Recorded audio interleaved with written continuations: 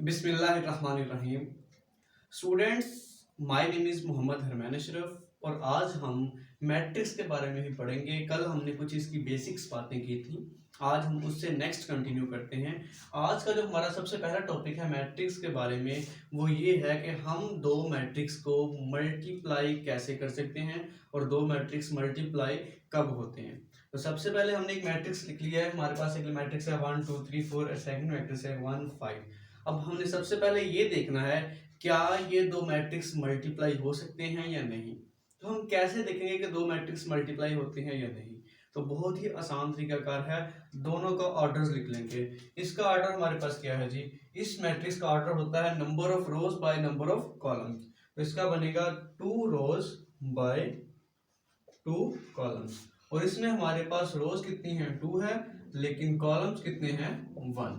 याद रहे मल्टीप्लाई करने के लिए, एडिशन और सब्ट्रैक्शन के लिए नहीं, जस्ट मल्टीप्लाई करने के लिए जब हम दोनों का ऑर्डर लिखेंगे, पहले मैट्रिक्स का ऑर्डर पहले, दूसरे मैट्रिक्स का ऑर्डर बाद में, अगर इनकी ये वाली वैल्यू सेम है, मींस कहने का कि फर्स्ट मैट्रिक्स के नंबर ऑफ कॉलम्स और सेकंड मैट्रिक्स के नंबर ऑफ रोज अगर ये दोनों सेम होंगी तब ही हम इन दो मैट्रिक्स को मल्टीप्लाई कर सकते हैं। क्या देखना है, ये फर्स्ट वाली वैल्यू जिसका जो हमारे पास सेकंड है उसका फर्स्ट, अगर ये दोनों सेम होंगे फिर ही दो मैट्रिक्स मल्टीप्लाई हो सकते हैं। और मल्टीप्लाई होने के बाद उनका जो आंसर आएगा उसका जो ऑर्डर बनेगा वो ये वाला बनेगा जो ये बाहर वाले दो हैं, मींस 2 बाय 1।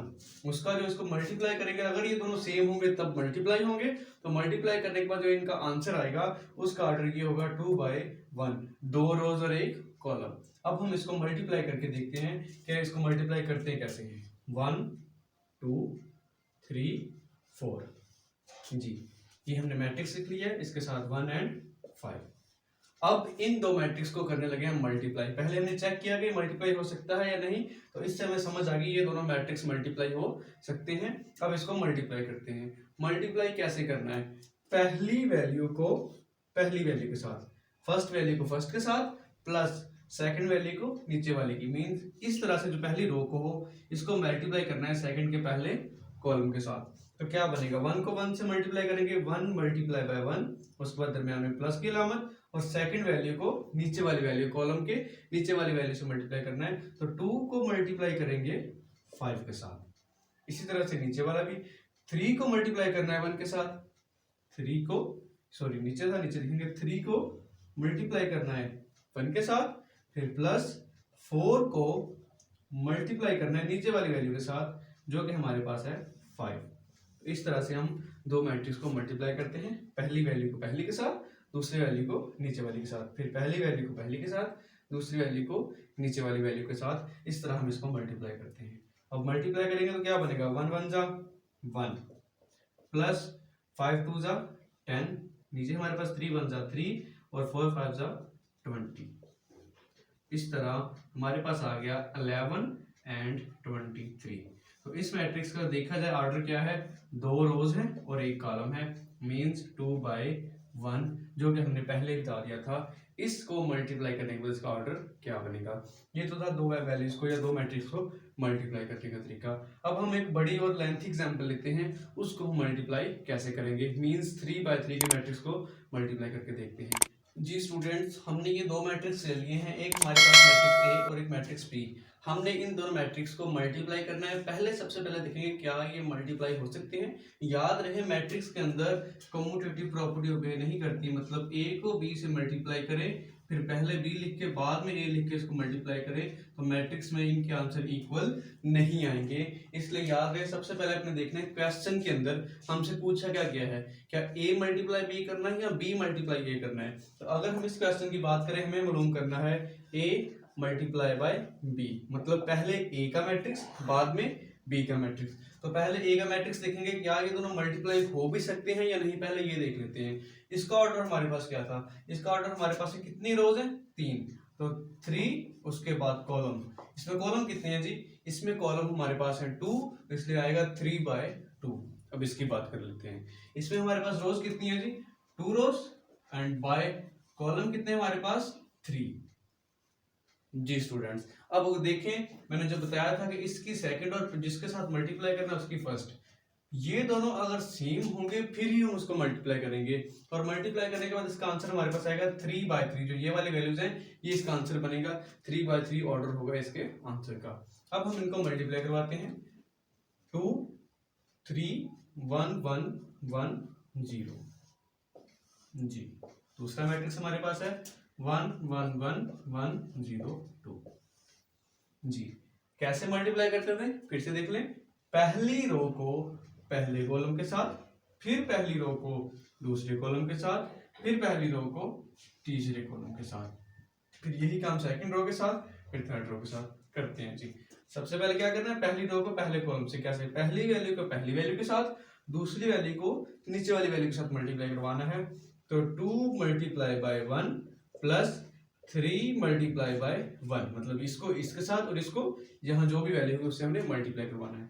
फिर नेक्स्ट यहाँ पर फिर से इसको सेकंड के साथ 2 को मल्टीप्लाई करवाना 1 के साथ, 2 multiply by 1 plus 3 multiply by 0 second, फिर इसी को थर्ड रो के साथ, सॉरी थर्ड कॉलम के साथ, तो 2 multiply by 1 plus 3 multiply by 2। ये हमने फर्स्ट रो को मल्टीप्लाई करवा दिया सेकंड कॉलम के साथ। अब सेकंड रो को करेंगे सेम इसी तरह से, पहले सबसे इसको इसके साथ, फिर इसको इसके साथ, और इसको फिर थर्ड वाले के साथ। तो पहले इसको करते हैं जी, 1 को मल्टीप्लाई बाय, यहाँ पर जो भी वैल्यू है 1 है, प्लस यहाँ पर भी क्या है 1 मल्टीप्लाई बाय, यहाँ पर क्या है 1 यू। फिर सेकंड 1 को 1 के साथ प्लस 1 को 0 के साथ, फिर ये फर्स्ट वाली वैल्यू को फर्स्ट के साथ, तो 1 को 1 के साथ, 1 मल्टीप्लाई बाय 1 प्लस सेकंड भी क्या था, ये 1 ही था, तो 1 को मल्टीप्लाई करना है 2 के साथ, तो 1 मल्टीप्लाई बाय 2। थर्ड रो के साथ भी सेम वैसे ही 1 को मल्टीप्लाई करेंगे पहले 1 के साथ, और 0 को मल्टीप्लाई करेंगे इस 1 से, मतलब थर्ड रो को फर्स्ट कॉलम से, थर्ड रो को सेकंड कॉलम से, थर्ड रो को थर्ड कॉलम से। तो 1 को मल्टीप्लाई करेंगे इसके साथ, तो 1 मल्टीप्लाई बाय 1, यहाँ 0 है, 0 को मल्टीप्लाई करेंगे 1 के साथ, तो बनेगा 0 मल्टीप्लाई बाय 1। फिर सेम 1 को मल्टीप्लाई करेंगे 1 के साथ, प्लस इस 0 को मल्टीप्लाई करेंगे इस 0 के साथ, सॉरी मल्टीप्लाई। फिर नेक्स्ट 1 को मल्टीप्लाई करेंगे 1 के साथ, प्लस 0 को मल्टीप्लाई करेंगे 2 के साथ। क्या कह रहा हूं फिर से देख ले इसको, पहली वैल्यू को पहली वैल्यू के साथ और दूसरी वैल्यू को उसके नीचे वाली वैल्यू के साथ मल्टीप्लाई करवाना है। इस तरह हम दो मैट्रिक्स को मल्टीप्लाई करवाते हैं। अब मल्टीप्लाई करवाने के बाद इसका आंसर क्या बनेगा, 2 1 जा 2 प्लस 3 1 जा 3। देखिए क्या बनेगा, 2 1 जा 2 प्लस 3 को 0 से मल्टीप्लाई करेंगे तो 0, 2 1 जा 2 और 3 को 2 से मल्टीप्लाई करवाए तो आ गया 6। 1 1 जा 1 प्लस 1 को 1 से मल्टीप्लाई करेंगे तो 1 आ जाएगा। 1 को 1 से मल्टीप्लाई किया 1 प्लस 0 को 1 से मल्टीप्लाई किया 0। 1 को 1 से मल्टीप्लाई करेंगे 1, 1 को 2 से मल्टीप्लाई करेंगे तो 2। 1 को 1 से मल्टीप्लाई किया तो हमारे पास बन गया 1 और 0 को 1 से मल्टीप्लाई किया तो 0। 1 को 1 से मल्टीप्लाई किया 1 प्लस 0 को 0 से मल्टीप्लाई किया 0। 1 को 1 से मल्टीप्लाई करेंगे तो 1 और 0 को 2 से मल्टीप्लाई करेंगे तो 0। अब फिर हम इनको ऐड कर लेंगे। 2 को 3 से मल्टीप्लाई ऐड करना है, 2 और 3 ऐड करेंगे तो हमारे पास आ जाएगा 5। 2 को 0 में ऐड किया तो 2, 2 को 6 में ऐड किया तो 8, 1 को 1 के ऐड किया तो 2, 1 को 0 में ऐड किया 1, 1 को 2 में ऐड किया 3, 1 को 0 में ऐड किया 1, इस तरह 1 को 0 में करेंगे तो 1, 1 0 में 1। तो हमारे पास ये जो मैट्रिक्स बन गया है, ये इन दो मैट्रिक्स को मल्टीप्लाई करवाने के बाद पहले मैट्रिक्स ए को फिर बाद में मैट्रिक्स बी लिखा, इनको मल्टीप्लाई करवाने के बाद हमारे पास आंसर आ गया, ये वो वाला है ए मल्टीप्लाई बाय बी। हमने इस तरह से फाइंड आउट कर लिया। ये था हमारा स्टूडेंट्स मल्टीप्लाई करवाने का मेथड। अब हम नेक्स्ट चलते हैं, मल्टीप्लाई के बाद हम देखते हैं आइडेंटिटी मैट्रिक्स क्या होता है। स्टूडेंट्स, आइडेंटिटी मैट्रिक्स एक ऐसा मैट्रिक्स होता है जिसमें कि हो गए, फॉर एग्जांपल जैसे पहले देखते हैं आइडेंटिटी किसे कहते हैं। जैसे कि हमारे पास मल्टीप्लिकेशन के लिहाज से होती है आइडेंटिटी 1। 1 मीन ऐसी वैल्यू जिसको हम किसी भी वैल्यू से मल्टीप्लाई करें तो उस पर फर्क ना पड़े। मीन्स 1 को 2 से मल्टीप्लाई करेंगे तो 2 ही रहेगा, 1 को 3 से मल्टीप्लाई करेंगे तो वो 3 ही रहता है, 1 को 4 से मल्टीप्लाई करें तो वो 4 ही रहता है। एक ऐसी वैल्यू जिसको किसी के साथ मल्टीप्लाई करें तो वो मल्टीप्लिकेशन के लिहाज से उसकी आइडेंटिटी कहलाती है, जिससे वो उस फंक्शन पर कोई फर्क नहीं पड़ता। इसी तरह हमारे पास आइडेंटिटी मैट्रिक्स होता है, एक ऐसा मैट्रिक्स जिसको हम किसी भी मैट्रिक्स के साथ मल्टीप्लाई करें उसके ऊपर कोई फर्क ना पड़े। तो याद रहे आइडेंटिटी मैट्रिक्स को हम आई से शो करते हैं, और सेकंड एक होता है I1, I2, I3 and I4। I1 का मतलब है हमारे पास जो आइडेंटिटी मैट्रिक्स है उसमें जस्ट एक वैल्यू 1 ही है। I2 का मतलब है हमारे पास आइडेंटिटी मैट्रिक्स है उसका ऑर्डर 2/2 है। I3 का मतलब है हमारे पास जो आइडेंटिटी मैट्रिक्स है उसका ऑर्डर 3/3 है। अब स्टूडेंट्स याद रहे जो हमारे पास ये वाली लाइन में वैल्यूज होती है ना, इनको बोला जाता है डायगोनल मैट्रिक्स, तो सॉरी डायगोनल वैल्यूज। तो डायगोनल वैल्यूज हमारे पास आइडेंटिटी में होती हैं 1।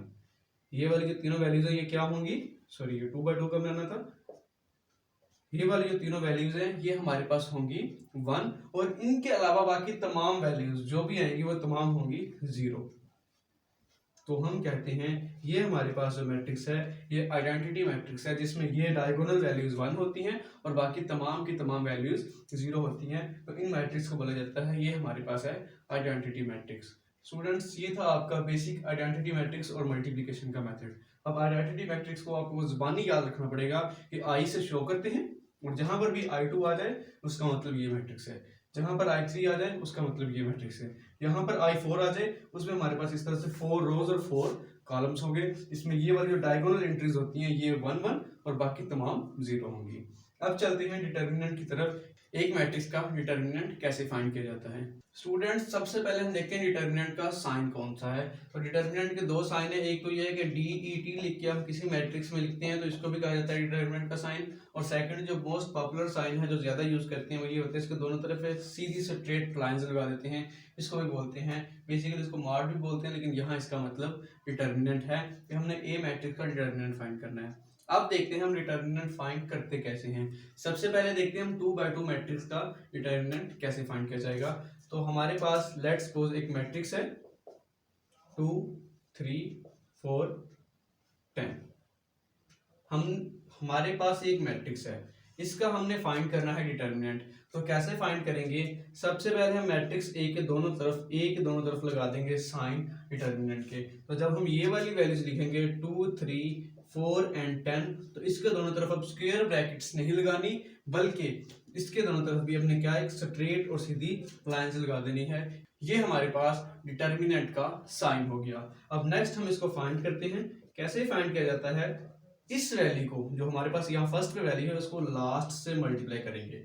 फर्स्ट वैल्यू को लास्ट से मल्टीप्लाई करना है, और थर्ड वैल्यू को 2 सेकंड वैल्यू से मल्टीप्लाई करेंगे, तो 4 को मल्टीप्लाई करेंगे 3 के साथ, और इन दोनों के दरमियान में हम साइन लगाएंगे माइनस का।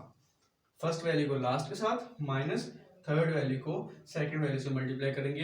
तो ये हम डिटर्मिनेंट फाइंड करने का मेथड है 2/2 मैट्रिक्स का।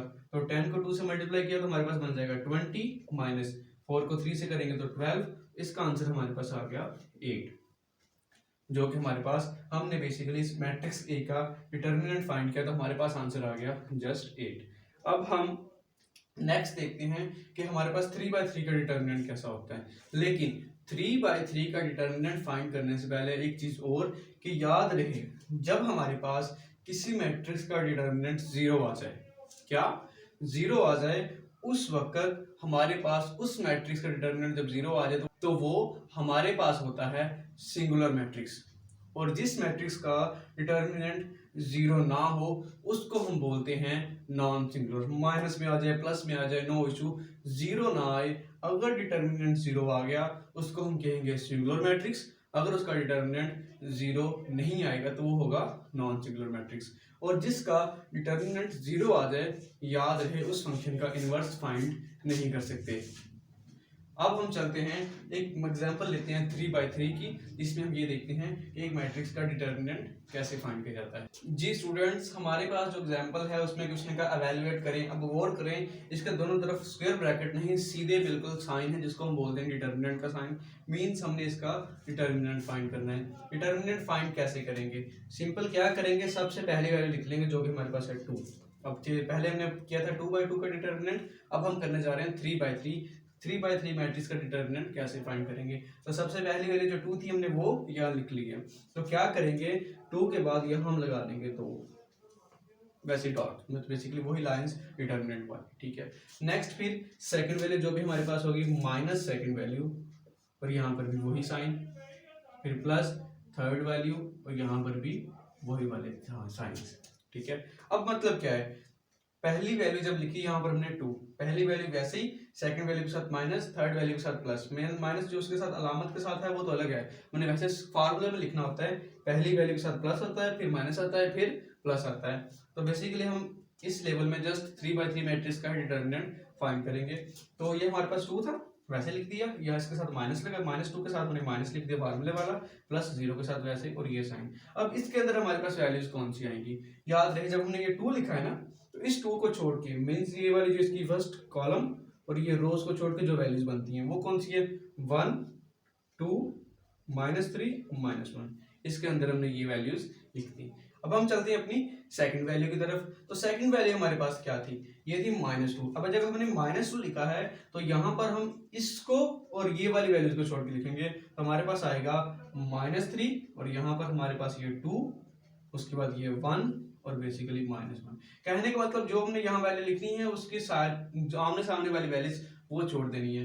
अगर हम 0 की बात करें तो 0 में हमारे पास क्या होगा, 0 को छोड़ के ये और ये छोड़ देंगे तो ये चारों वैल्यूज आएंगी। इसमें से हमारे पास पहली वैल्यू -3, सेकंड वैल्यू 1, फिर 1, और यहाँ पर -3 आ जाएगा। ये है डिटर्मिनेंट फाइंड करने का कि हाँ वैसे लिखोगे। अब हमारे पास ये 2/2 डिटर्मिनेंट बन चुका है, और 2/2 का डिटर्मिनेंट फाइंड कैसे करते हैं वो बहुत ईजी मैंने बताया था।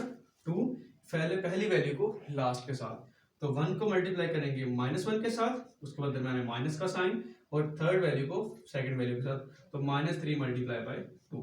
ये वाला वैसे का वैसे ही, बाहर वैल्यू वैसे लिख देंगे, माइनस माइनस बन जाएगा प्लस का 2।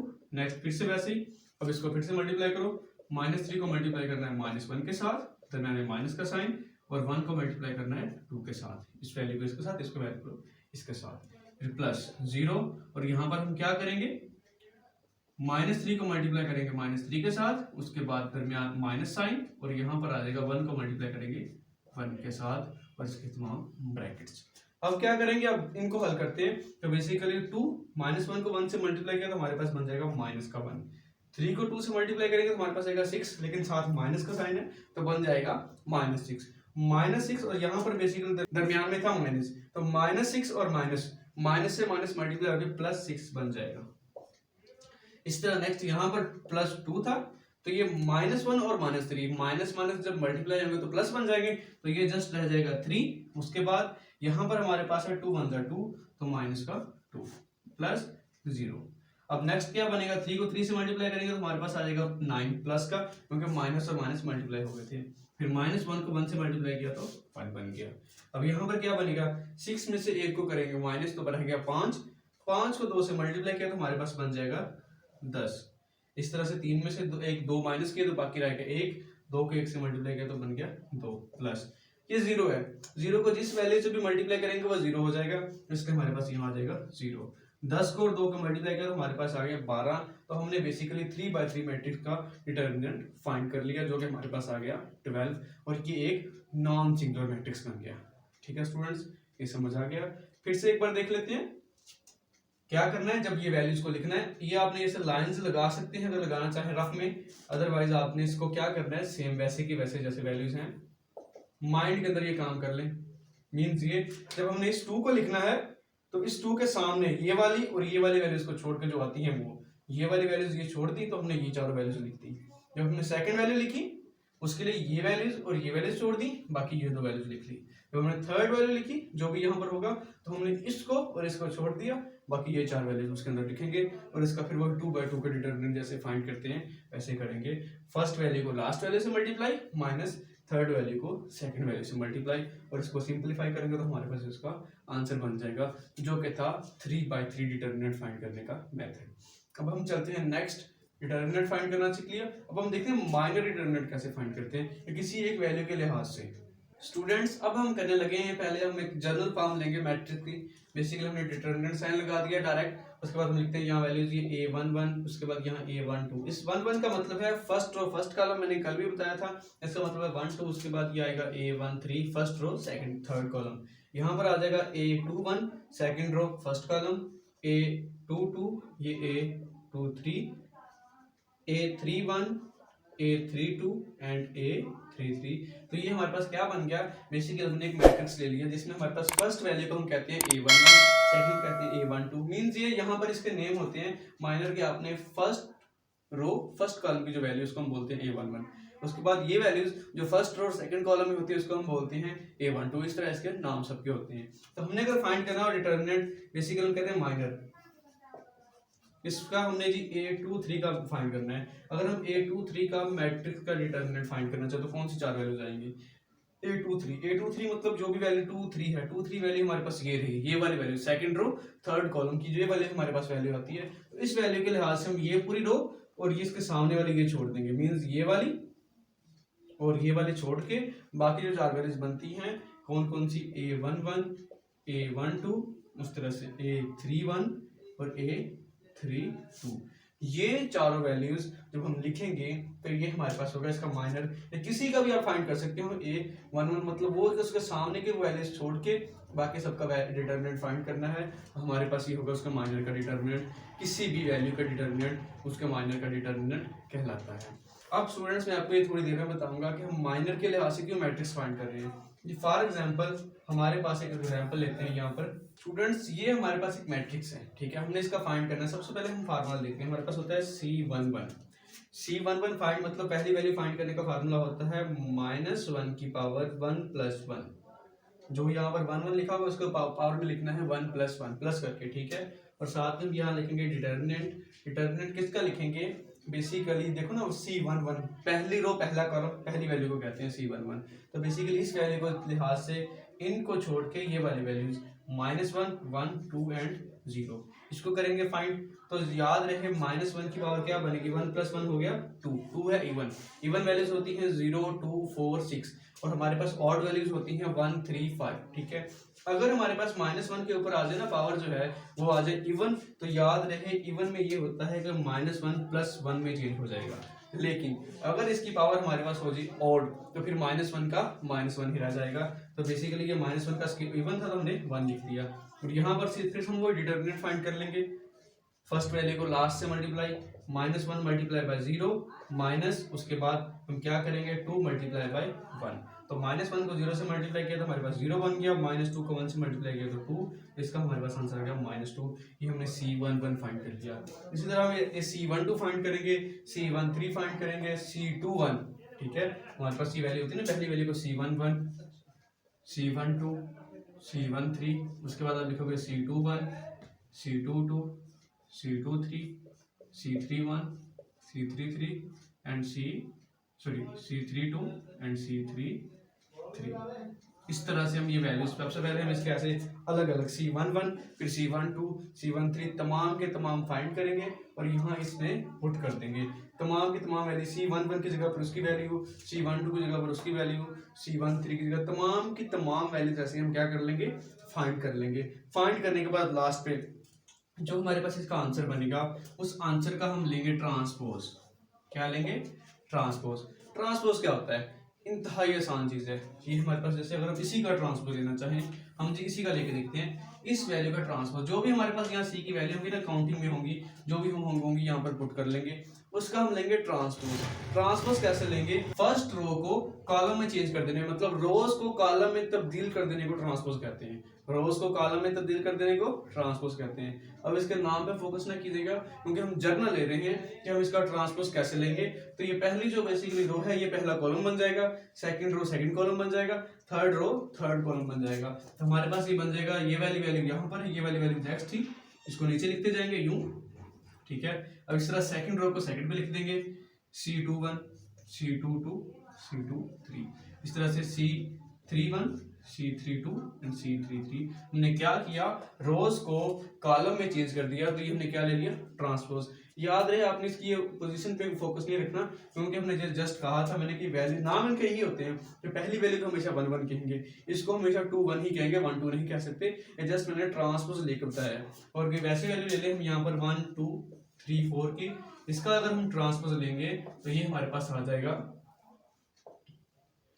1 को 4 से मल्टीप्लाई करेंगे, तो जब 1 को 4 से सॉरी मल्टीप्लाई नहीं करना ट्रांसपोज में, रोज को कॉलम में चेंज करना है, तो 1 3 सेकंड 2 4, तो ये हमने इसका ट्रांसपोज ले लिया। इसी तरह हम इसका सबसे पहले हम क्या करेंगे, अब सुन लें, हमारे पास ये मैट्रिक्स था, ठीक है, हमने फाइंड करना है इस मैट्रिक्स का एडजॉइंट। क्या फाइंड करना है, एडजॉइंट। जब हम इस मैट्रिक्स का एडजॉइंट फाइंड करना है तो उसका मेथड ये है। अगर तो हमारे पास हो 2x2 मैट्रिक्स, फिर तो मसला ही नहीं है। 2x2 मैट्रिक्स में हमारे पास क्या होता है, फॉर एग्जांपल यहाँ पर लिखते हैं, ये 1 2 3 4 हमारे पास ये मैट्रिक्स है, हमने इसका फाइंड कर रहे हैं एडजॉइंट, ADJ, एडजॉइंट ऑफ ए। तो बहुत ही आसान है, क्या करना है, इनकी जगह चेंज कर देनी है, इन दो वैल्यूज की जगह चेंज करेंगे, तो ये बन जाएगा 4 यहाँ 1 यहाँ पर चला जाएगा। और जब इन दोनों के साइन चेंज करने हैं, अगर इन किसी के साथ माइनस का साइन हो तो उसका प्लस का लगा देना है, अगर प्लस का हो तो माइनस का। तो ये 2x2 का एडजॉइंट लेने का मेथड है। लेकिन अगर आ जाए बड़ा, फॉर एग्जांपल 3x3 ये मैट्रिक्स है, इसका एडजॉइंट कैसे फाइंड करना है, एडजॉइंट फाइंड करने के लिए क्या करेंगे, अलग अलग से C11 C12 C13 C11 find करने का क्या होता है, -1 की पावर, वो जो भी यहाँ लिखा होगा उसके ऊपर लिखनी है। अगर यहाँ 1 2 होता तो उसके ऊपर 1 + 2 आता, अगर यहाँ 1 3 होता है यहाँ 1 + 3 आता, ठीक है। तो इस तरह हमने C11 फाइंड किया, उसका आंसर आ गया -2, तो हमने C11 की जगह पर ये -2 लिख देंगे। फिर इसी तरह इस मैट्रिक्स, सॉरी स्टूडेंट्स, वो किसी रीजन से रिकॉर्डिंग रोक गई, जिस वजह से मैं वो नेक्स्ट एक्सप्लेन नहीं कर पाया। मैंने तो अपनी तरफ से एक्सप्लेन किया, मुझे लगा वो रिकॉर्डिंग हो रही है, वो रिकॉर्डिंग नहीं हुई। तो मैं बता रहा था C11 का बेसिकली हमने जब वो निकाल लिया, निकालने के बाद क्या करेंगे, उसका हम लेंगे ट्रांसपोज। मतलब C11 निकालने के बाद जब हमने यहाँ पर मैट्रिक्स बनाया था, उस मैट्रिक्स में वैल्यूज पुट करने के बाद उस वैल्यूज पर लेंगे ट्रांसपोज। ट्रांसपोज कैसे लेते हैं, रोज को कॉलम में कन्वर्ट करना। रोज को कॉलम में कैसे कन्वर्ट किया जाता है, फॉर एग्जांपल हमारे पास है 1 2 3 4, ये हमारे पास एक मैट्रिक्स है, हमने इस मैट्रिक्स का लेना है ट्रांसपोज। तो ट्रांसपोज लेने का मेथड ये होता है, फर्स्ट रो को फर्स्ट कॉलम में चेंज कर देना, सेकंड रो को सेकंड कॉलम। तो बेसिकली बन जाएगा ये 1 ये 2 और उसके बाद ये 3 यहाँ पर और 4 यहाँ पर आ जाएगा। तो ये हमने इसका ट्रांसपोज ले लिया। इसी तरह हम क्या करेंगे, जब C11 C12 सब वैल्यूज फाइंड करके इसमें पुट करेंगे, पुट करने के बाद उसका हम लेंगे ट्रांसपोज। जब ट्रांसपोज ले लेंगे तो हमारे पास जो आंसर बनेगा वो उसका बनेगा एडजॉइंट, ठीक है। तो ये था उसका एडजॉइंट निकालने का मेथड। स्टूडेंट्स उम्मीद करता हूँ समझ आ गई होगी, अगर ना समझ आए तो आप कमेंट सेशन में मुझसे पूछ लीजिएगा, इंशाल्लाह मैं आपको और ज़्यादा डिटेल से एक्सप्लेन कर दूंगा, ठीक है। और सेकंड, मेरा व्हाट्सएप ग्रुप का नंबर भी वहाँ पर अवेलेबल है। और नेक्स्ट अब देखते हैं, हम उसका हमने एडजॉइंट तो फाइंड कर लिया, हम एडजॉइंट फाइंड ही क्यों करते हैं, ठीक है। तो बहुत ही आसान चीज़ है, क्या करते हैं हम किसी मैट्रिक्स का जब इन्वर्स लेना होता है तो इन्वर्स लेने का मेथड ये है, हम उसका फाइंड का फार्मूला है 1/a डिटर्मिनेंट और एडजॉइंट ऑफ a, ठीक है। तो हम क्या करेंगे, उस मैट्रिक्स का डिटर्मिनेंट और उसका एडजॉइंट लेके उसको सॉल्व करेंगे, ठीक है। उसका एडजॉइंट ऊपर और डिटर्मिनेंट नीचे। अगर उसका डिटर्मिनेंट 0 आ जाए, अगर उसका डिटर्मिनेंट 0 आ जाए तो हम उसको कहेंगे कि इसका इन्वर्स पॉसिबल ही नहीं है, ठीक है, क्योंकि हम जानते हैं बटे के नीचे 0 का मतलब है अनडिफाइंड। जी स्टूडेंट्स, आज के लेक्चर में इतना ही।